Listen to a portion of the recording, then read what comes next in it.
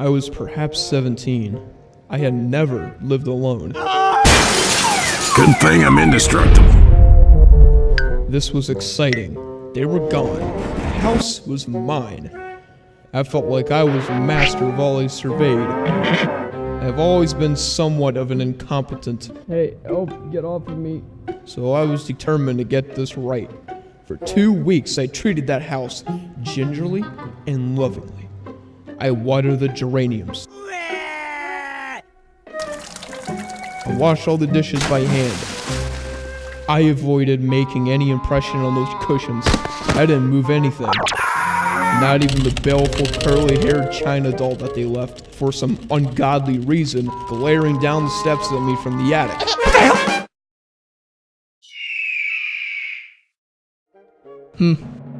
Occasionally, I would drop cheerful little notes to my friends' parents, saying things like, "Don't worry about a thing.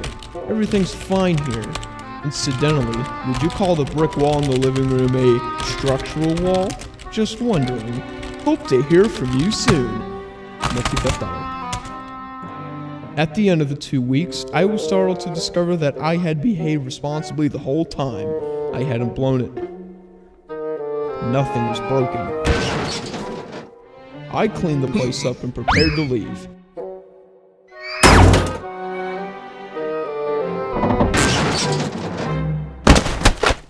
Oh well.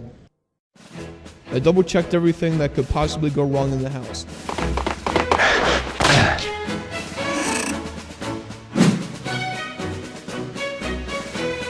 The basement was dry, all the burners on the stove were off.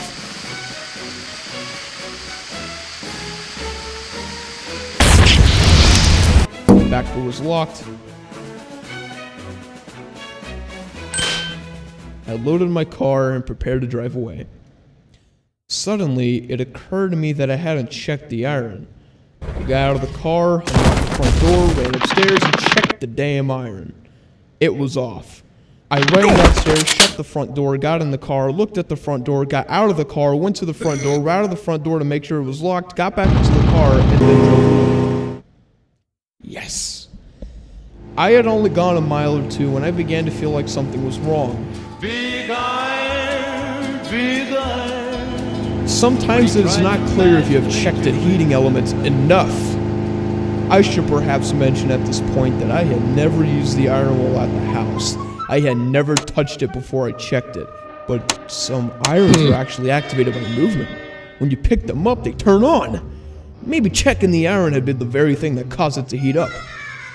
This was patently ridiculous. At least, upon reflection, I thought I remembered unplugging it. Resultly, I decided that as I had never used the iron, if it was on, it would not be my fault. The iron would have to have been on since the family left 2 weeks ago. If the house burned down, well, it was technically their fault. But they wouldn't know that. They would think I left the iron on. They would walk through the blackened ruins of their beautiful home and hiss my name.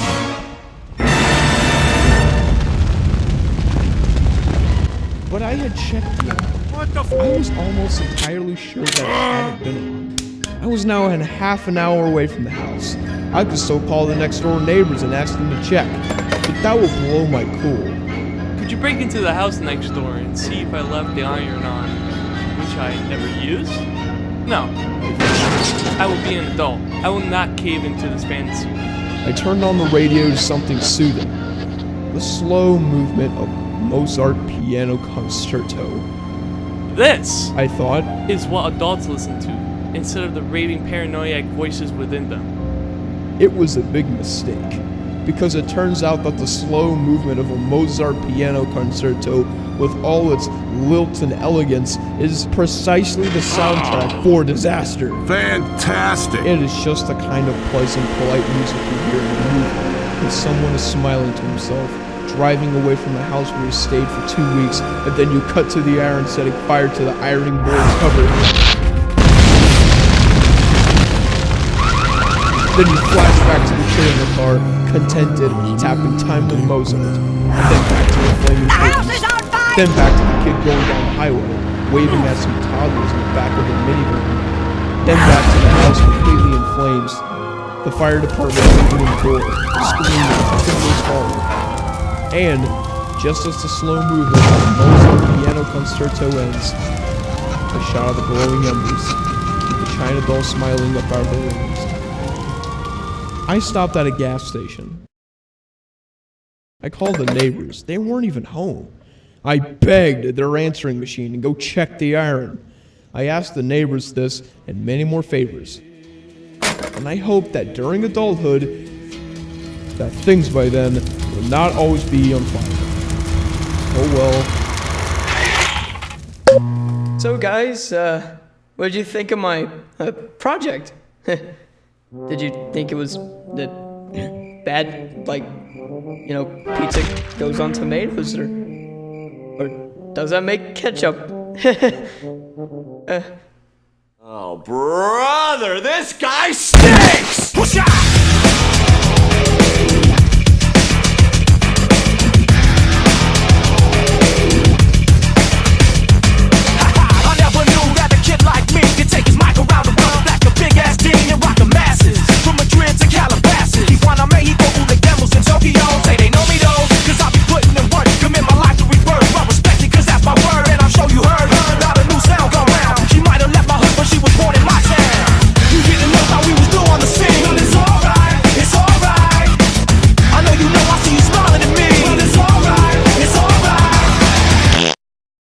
No, what are you doing? You're a terrible actor. It's like You're gonna watching a either- YouTube video. Good one, Patrick.